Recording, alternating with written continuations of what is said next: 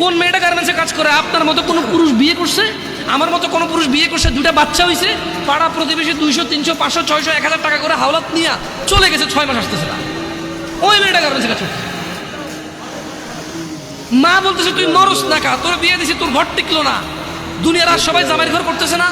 এখন যে জায়গায় বিয়ে দিছে ওই ছেলে মদ খায়, গাঁজা খায়, জুয়া খেলে, কাজ করে না, ঋণ করে ছেলে, ওটা ডেলি রাত্রে এসে মারে মেয়েকে।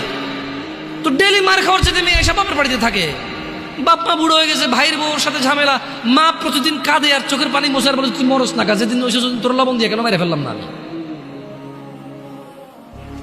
That's a real example and it's so true. আপনি হয়তো একটা ফ্ল্যাটে থাকেন, একটা গাড়ি আছে আপনার, অথবা গাড়ি নেই, বাপের আপনার 60,000 টাকা বেতনের চাকরি আছে, আপনি বোঝেন না এটা, but this is reality.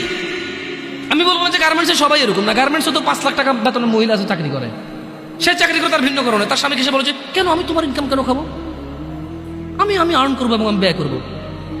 Who are you?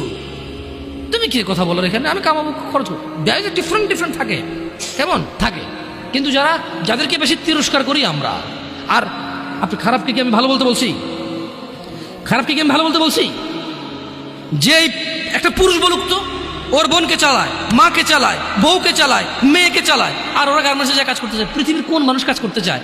শোনেন, এখন তো ছোট, আপনারা বুঝতেছেন না, যেদিন চাকরিতে ঢুকবেন ওই দিন আপনি অনুভব করবেন যে পৃথিবীর কোনো মানুষ যদি কোনো অপশন থাকে যে চাকরি না করে খাইয়া পরে বাঁচে থাকা যাবে, ও চাকরি করবে না। ও বলবো যে আমি গাড়ি চালাবো না, বাট আমি চাকরি করবো না, আমি এমনি বেঁচে থাকবো খাইয়া পরে। অসুস্থ হলে যদি বেশি টাকা না লাগতো মানুষের, বোন বিয়েতে যদি টাকা না লাগতো মানুষের, বাজার করতে যদি টাকা না লাগতো মানুষের, অধিকাংশ মানুষ বলতো যে ভাই, যদি কেউ বলতো যে দিনে তোর একটা করে ঘুষি দিব আর পুরো দিন তোর থাকা খাওয়া শিখছে সব আমার, ভাই আসতে দিস ভাই, একটু প্রয়োজনে কম খাওয়াইস, কম পোশাক দিস, হাসবেন হয়তো আপনি, বাট এটা হয়তো হইতে পারতো হয়তো। কারণ আমরা তো দেখি চাকরিজীবীদের কি বিরক্তি, চাকরিজীবীদের যে চাকরি করা কি বিরক্তি। না, বিরক্ত হওয়া উচিত না, কর্ম করা উচিত। আমি রিয়েলিটি বলতেছি, মানুষের মানে এক্সপ্রেশনটা বলতেছি আপনাদেরকে। তো ছেলেদের উদাসীনতা না হলে মেয়েরা কেন মানে আপনি একদিকে বলতেছেন যে এটা, আরেকদিকে দোষটাকে ওই মেয়ের যে কাজ করে না, ওরও আছে।